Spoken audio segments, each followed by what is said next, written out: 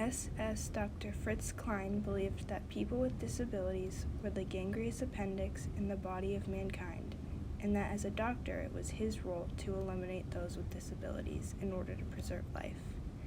During World War II, many people with mental, physical, or genetic disabilities were murdered because they were considered unworthy. The Nazi euthanasia program was a violation of human rights because it denied many of their right to live a safe and free life.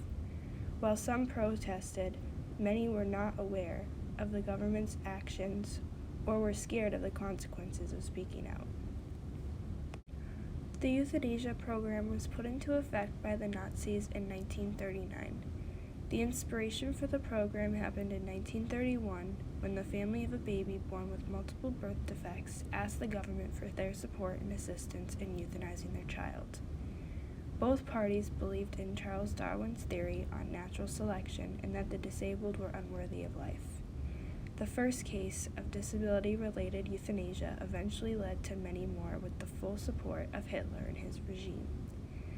The marriage law created by Hitler as a part of the Nuremberg Laws in 1935 stated that a person needed medical proof that they would not pass down disabilities to future children. The sterilization law, also approved by Hitler in 1935, stated that the Aryan race would not continue to exist if they did not remove the genetically disabled. The solution was to perform hysterectomies and vasectomies on more than 300,000 men and women that carried bad genes. The Nazi government not only prevented the disabled from being born, but they also killed the living. The Nazi euthanasia program started out with killing children under 3 and progressed to older people as the years went on. To find their victims, the government required that all doctors report any case of mental, physical, or genetic disability. Irma Kozman was one of the victims of the program. Born with many birth defects, she was sent to a hospital where they performed medical experiments on her, starved her, and eventually killed her. The Nazis justified their actions by saying they were correcting God's mistakes by eliminating the disabled. The Nazis saw the disabled as embarrassments and financial burdens because they wanted to financially support other causes that were more important to them. The Nazi government used propaganda to promote their beliefs. They even went as far as promoting their beliefs in math textbooks for German schools, asking questions about how many resources they could be using for the people of Germany if they were not paying for mental institutions. In total, the program claimed more than 250,000 lives by gassing, starving the patients, and lethal injections. The Nazi euthanasia program was carried out in facilities outside of the public eye in order to avoid arousing suspicion and protest.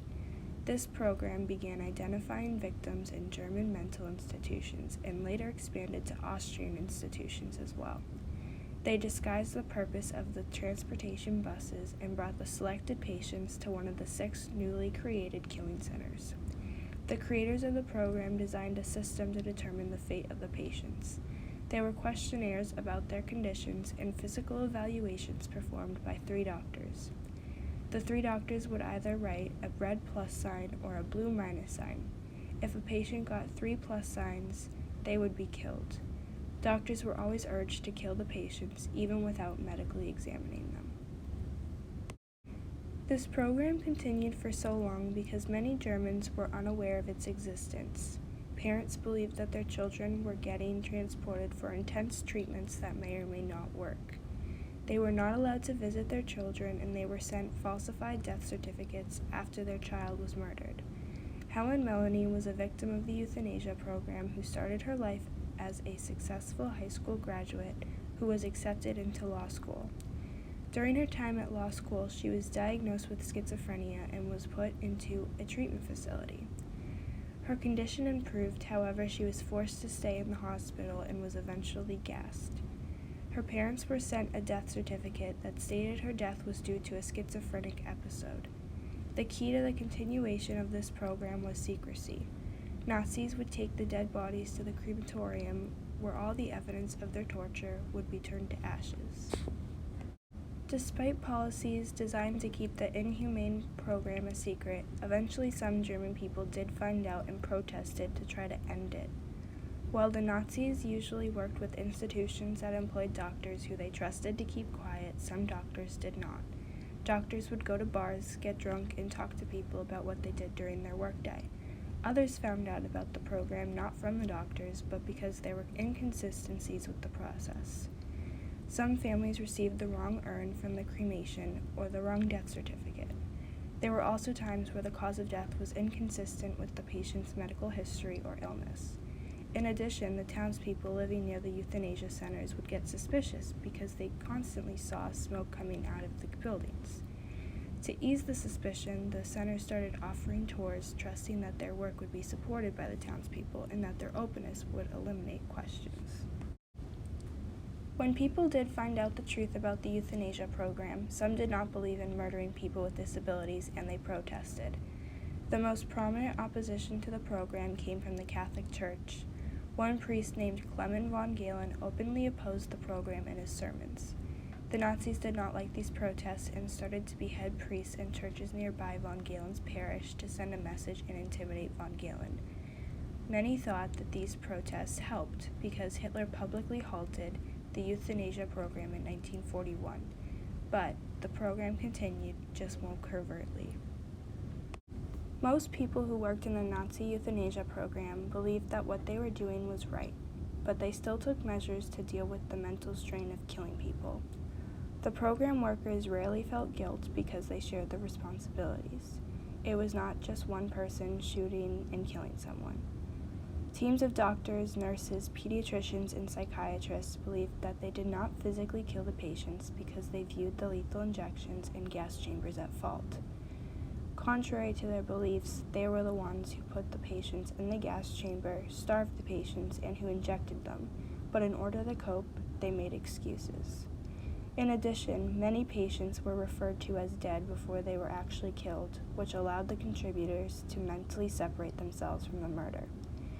The Nazis and the other contributors also felt less guilty because they would tell the parents that the patient might die, and believed that by telling the parents this, they were not lying and were actually preparing them for the loss of their child. In the 1940s, two German men wrote a book supporting the euthanasia program, in which they called the killings compassionate because the doctors were helping the patients and relieving the German people from suffering. The book also justified the actions done by comparing them to aborting a baby to save the mother. They wrongly believed that by killing the disabled, it would save Germany. The euthanasia program thrived on the ideas of natural selection and went hand in hand with the Holocaust, where many minorities were persecuted. The program lasted until the end of the war in 1945 and went to trial in 1946. In the end, only 16 doctors and nurses were charged for their roles in the murder of upwards of 250,000 people in 1947. However, there was no real justice for the hundreds of thousands of victims of this program. As a result of the euthanasia program, many children and adults endured the torture of illegal medical experiments and were deprived of their basic human rights to live a safe and free life at the hands of the Nazi regime.